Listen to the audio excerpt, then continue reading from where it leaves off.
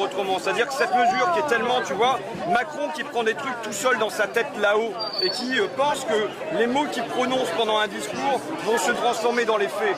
Mais comment on peut croire que le patron du bar de Jojac en Ardèche, il va appliquer recta les décisions de Macron sur le pass sanitaire? J'y crois pas. Donc ça veut dire qu'il va falloir construire des zones de résistance quelque part.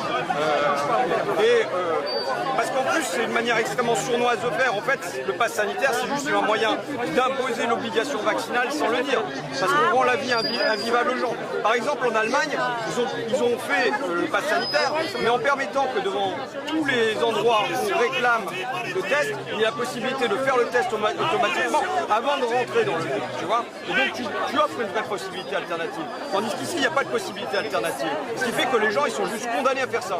Et moi, je mets en lumière surtout combien, d'abord, ça va être inefficace sur le plan sanitaire. Ça n'est pas un pass sanitaire, c'est un pass autoritaire. Et ça n'est pas un pass sanitaire parce que la vérité, c'est que ça va avoir des effets dans 6 semaines. D'ici 6 semaines, le variant Delta, il a le temps de doubler et doubler et doubler. Donc ça ne va pas avoir d'efficacité. Et en vérité, ça masque leur absence de politique de soins. Quand j'interroge les chercheurs, qu'est-ce qu'ils me disent qu'il faudrait aujourd'hui? Il faudrait avoir une politique ciblée à l'égard des personnes qui sont les plus à risque.